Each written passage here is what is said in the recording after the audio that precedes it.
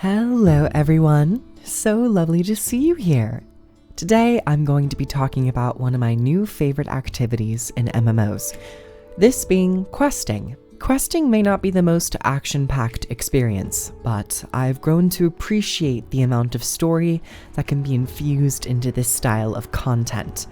Now, Guild Wars 2 certainly raises the bar from a gameplay perspective by utilizing open-world events through the core game and its expansions. And in the newest expansion, Janthir Wilds, the content type of questing and storytelling is raised on a pedestal as its main content type, and with it comes a plethora of changes and updates as to how they deliver this gameplay experience, both for the best and perhaps not so much for the best. But in this video, I'll be going over the questing experience and how it has been updated in the newest expansion. And I'll also be touching on areas where I feel it falls short or inconsistent. Ready your adventuring supplies, memorize those magical spell incantations, and let's journey to Janthir. Approaching this great topic of questing and story, let's start where most players will, this being the main story campaign. Guild Wars 2's main story is marked with their iconic green starbursts, and is always located at the top right corner of the UI. While I, and perhaps others, may forget, this main campaign truly is a sort of grand quest line. Very grand, but filled with cinematic moments and continues to move the story along. With the new expansion, the story quests don't shy away from bulking up the narrative. The instance content feels more dialogue heavy than in previous expansions. There are numerous possibilities in collecting lore books for additional achievements, and the open world segments allow for large-scale moments to breathe and for players to focus on environmental storytelling. While this main campaign hasn't been extensively changed this time around, I commend this expansion's dedication to more cinematic cutscenes, making it feel like a more bold story being told.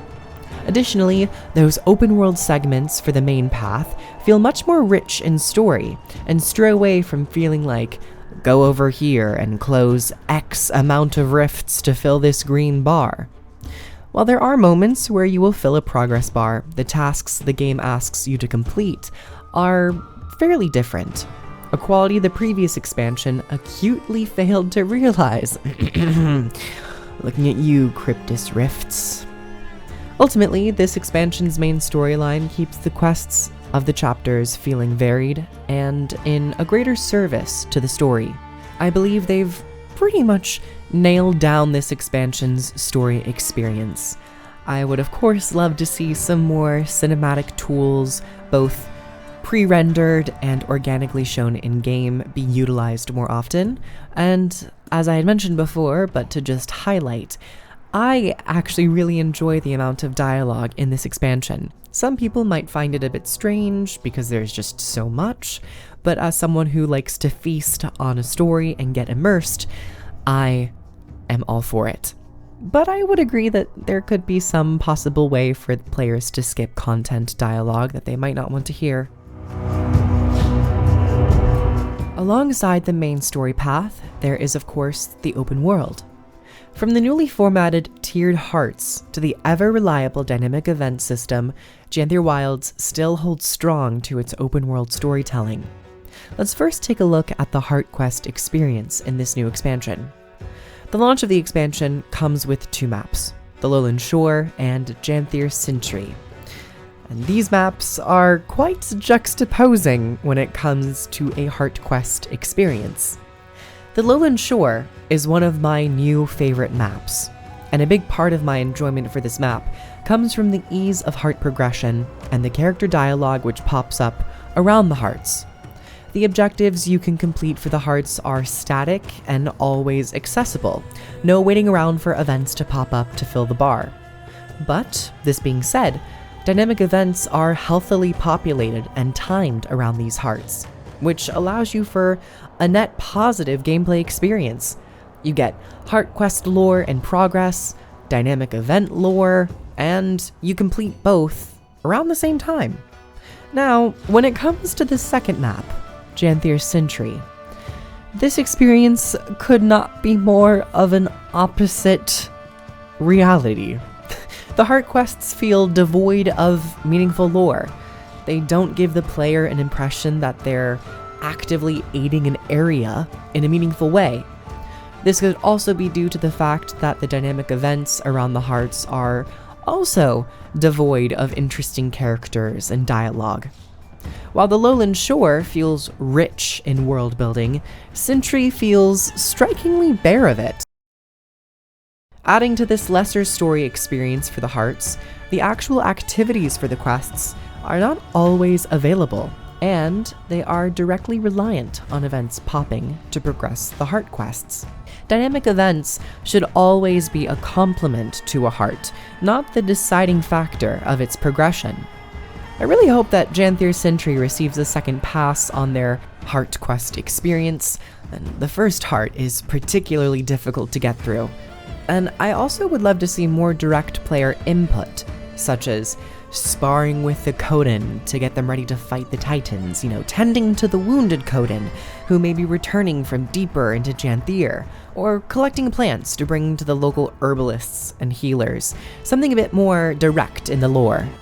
And as for dynamic events, I feel like some of them could use more anchoring characters, quote unquote, to guide the story.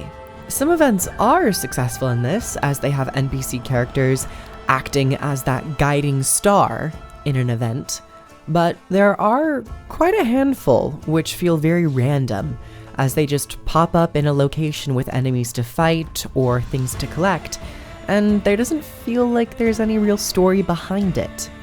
Now, I'll agree that not every single event absolutely needs this special story treatment, but when comparing the two maps, the Lowland Shore offered a better dynamic event experience, in part, because of the attention to story.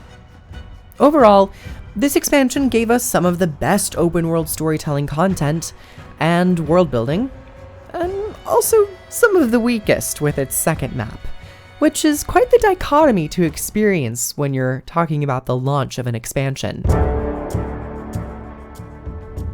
Alongside the staples of Guild Wars 2's storytelling, the campaign, the open world events, books defined, Janthir Wilds also introduces a more meaningful and narratively rich side story quest system.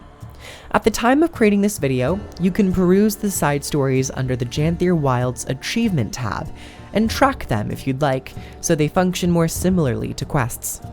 This is a very much welcomed addition to the game, and I cannot emphasize this enough. But this transitions to my first critique, which is the presentation. These quests are more apparent compared to previous expansion side stories, but they're still housed in the messy achievement window. And yes, they might give you achievement credit, but ultimately they feel more like traditional quests. And I firmly believe it would be better to house these under the Journal tab, where they could have two categories of the main campaign and then perhaps a second top tab for the side stories. Making sure players know about quests and the rich stories they hold is extremely important, especially so in Janthir Wilds, as these quests hold some juicy lore.